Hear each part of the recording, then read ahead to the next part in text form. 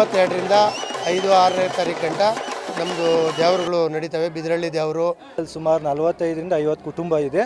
ಎಲ್ಲರೂ ಸೇರಿ ಒಗ್ಗಟ್ಟಿನಿಂದ ಒಂದು ಊರಲ್ಲಿ ಒಂದಾಗಿ ಸೇರಿ ಏಪ್ರಿಲ್ 4, 5, 6ರಂದು ತಾವರೆಕೆರೆ ಶ್ರೀ ರಾಮೇಶ್ವರ ಸ್ವಾಮಿ ಹಾಗೂ ಶ್ರೀ ಸಿದ್ದೇಶ್ವರ ಸ್ವಾಮಿ ಸೇರಿದಂತೆ 6 ದೇವರುಗಳ ದೊಡ್ಡ ಜಾತ್ರಾ ಮಹೋತ್ಸವದ ಅಂಗವಾಗಿ ಚೀಮಂಡಹಳ್ಳಿ ಗ್ರಾಮಕ್ಕೆ ಆಗಮಿಸಿದ ಬಂಡಾರಪೆಟ್ಟಿಗೆ ಹಾಗೂ ಬಸವನನ್ನು ಗ್ರಾಮಸ್ಥರು ಅದ್ದೂರಿಯಾಗಿ ಸ್ವಾಗತ ಕೋರಿದರೆ, ಮಹಿಳೆಯರು ತಲೆಯ ಮೇಲೆ ಕಳಶಗಳನ್ನು ಹೊತ್ತು ಗ್ರಾಮಗಳ ಪ್ರಮುಖ ಬೀದಿಗಳಲ್ಲಿ ಮೆರವಣಿಗೆ ಮಾಡಿದರು.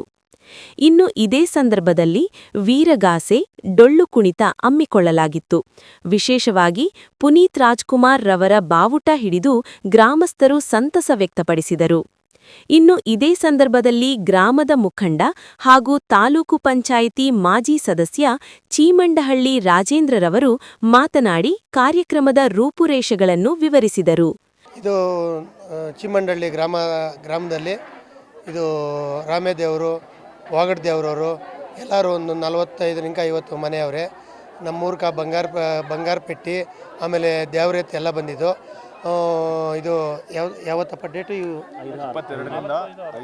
22ರಿಂದ 5-6ನೇ ತಾರೀಕು ಗಂಟ ನಮ್ಮದು ದೇವರುಗಳು ನಡೀತವೆ. ಬಿದರಳ್ಳಿ ದೇವರು, ವಾಗಡ್ ದೇವರು, ಅಪ್ಸಂದ್ರ, ರಾಮೇ ದೇವರು ಎಲ್ಲರೂ ನಮ್ಮೂರಲ್ಲಿ ಚೀಮಂಡಹಳ್ಳಿ ಎಲ್ಲ ದೇವರವರು ಒಗ್ಗಟ್ಟಾಗಿ ಇವತ್ತು ಬಂಡಾರಪೆಟ್ಟಿಗೆ ಬಂದಿದ್ದಕ್ಕೋಸ್ಕರ ದೇವರೆತ್ತು ಬಂದಿದ್ದಕ್ಕೋಸ್ಕರ ಒಗ್ಗಟ್ಟಾಗಿ ಈ ಕಾರ್ಯಕ್ರಮ ನಡೆಸ್ಕೊಟ್ಟವ್ರೆ. ಎಲ್ಲರೂ ಮನೆ ದೇವರುಗಳು ಮಾಡ್ತಾಯಿದ್ದಾರೆ. ಎಲ್ಲರಿಗೂ ಒಳ್ಳೆಯದಾಗಲಿ ಅಂತೇಳಿ ನಾವು ಬಯಸ್ತೀವಿ. ಬಳಿಕ ತಲೆಯ ಮೇಲೆ ತೆಂಗಿನಕಾಯಿ ಹೊಡೆಯುವ ಪವಾಡ ಹಮ್ಮಿಕೊಳ್ಳಲಾಗಿತ್ತು.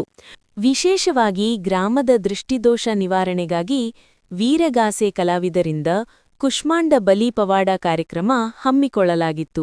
ಗ್ರಾಮಸ್ಥರಿಗೆ ಅನ್ನಪ್ರಸಾದ ಏರ್ಪಡಿಸಲಾಗಿತ್ತು. 11 ವರ್ಷಕ್ಕೊಂದ್ಸತಿ ನಡೆಯೋಣ ರಾಮೇದೇವರು ಮತ್ತು ಬಿದರಳ್ಳಿ ಬೀರೇದೇವರು ಮತ್ತು ತಾವರೆಕೆರೆ ರಾಮೇಶ್ವರ, ಅಪ್ಸಂದ್ರ ಬೀರೇಶ್ವರ, ಒದ್ಲಿ ರಾಮೇಶ್ವರ, ಸಿದ್ದೇಶ್ವರ, ತಾವರೆಕೆರೆ ಇಷ್ಟು ದೇವರಿಂದ ನಡೆಯುತ್ತಿದೆ.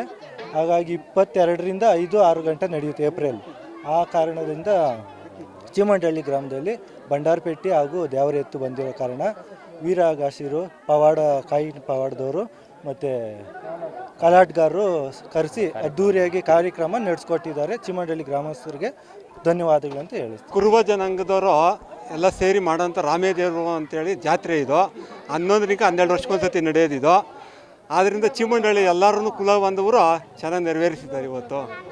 ಒಟ್ಟಾರೆ ಏಪ್ರಿಲ್ 4, 5, 6ರಂದು ವಿಶೇಷ ಕುರುಬರ ದ್ಯಾವರ ಜಾತ್ರಾ ಮಹೋತ್ಸವ ಯಾವ ರೀತಿ ಆಚರಣೆ ಮಾಡುತ್ತಾರೆ ಕಾದು ನೋಡಬೇಕು.